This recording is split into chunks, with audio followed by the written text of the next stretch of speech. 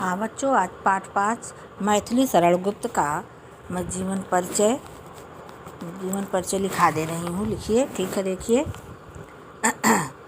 जीवन परिचय हेडिंग। राष्ट्रकवि मैथिली सरल गुप्त का जन्म सन 1886 ईस्वी में उत्तर प्रदेश के झांसी जिले के चिरगांव नामक स्थान पर हुआ था। इनके पिता का नाम श्री रामचरण गुप्त था, जो एक श्रेष्ठ कवि और विष्णु भक्त थे।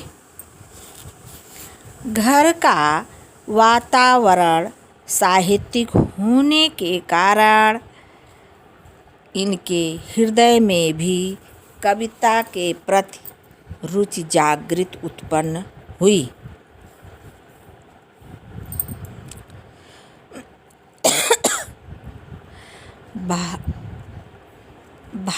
भारती इनकी पहली रचना थी। आगरा और प्रयाग विश्वविद्यालयों द्वारा डी.लिट की उपाधि तथा हिंदी साहित्य सम्मेलन द्वारा साकेत महाकाव्य के लिए भारत सरकार द्वारा पद्म भूषण की उपाधि से इन्हें अलंकृत किया गया। इसके अतिरिक्त मैथिली सरल गुप्त जी भारत के उच्च सदन में 12 वर्षों तक सदस्य रहे। मैथिली सरल गुप्त जी का निधन सन 1964 ईस्वी को हुआ।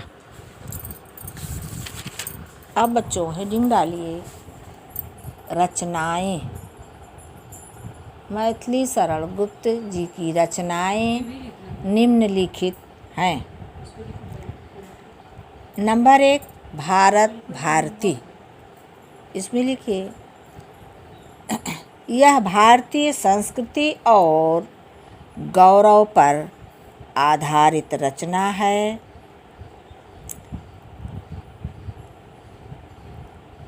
इसी कृति के आधार पर इन्हें राष्ट्र कवि की उपाधि मिली थी। दूसरा हेडिंग है साकेत। देखिए, पंचवटी में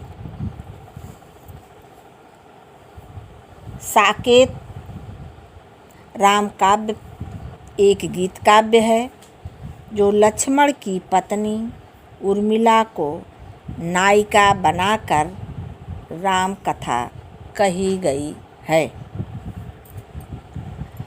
तीसरा है यशोधरा।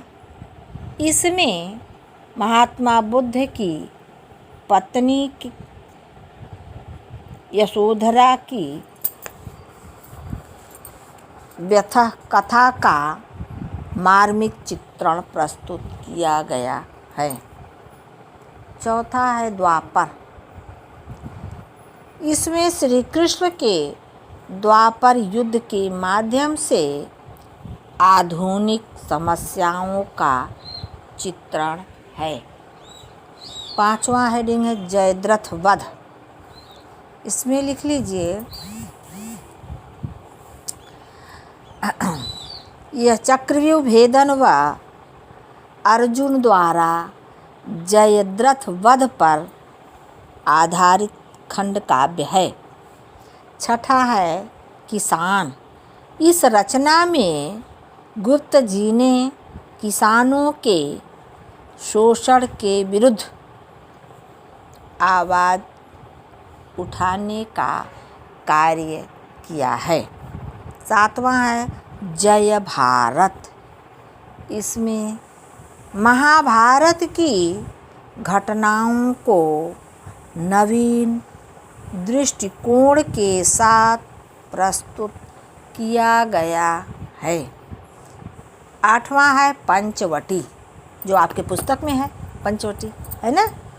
तो लिखिए पंचवटी, इसमें लिखिए इस खंडकाव्य में मैथिली शरण गुप्त जी ने लक्ष्मण के उदात्त चरित्र और प्रकृति की सुंदरता को चित्रित किया है। इसके भी अतिरिक्त और भी इनकी कृतियाँ हैं, लेकिन बस इतना ही। अब लिखिए भाषा।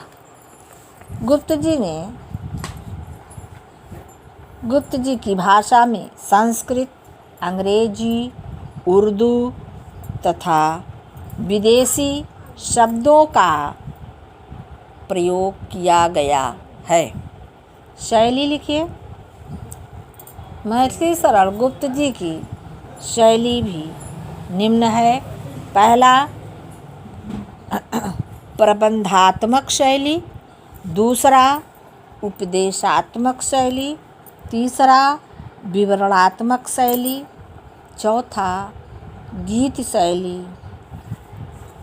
पांचवा अलंकृत शैली, छठा नाट्य शैली। अब हेडिंग डालिए हिंदी साहित्य में स्थान। देखिए मैथिली शरण गुप्त जी कविताओं में भारतीय राष्ट्रीय गौरव और संस्कृति माने सभ्यता, संस्कृति का गुणगान बहुत ही अधिक किया है, जिस कारण इन्हें राष्ट्र कवि की उपाधि से भी सम्मानित किया गया है। बस बच्चों इतना ही।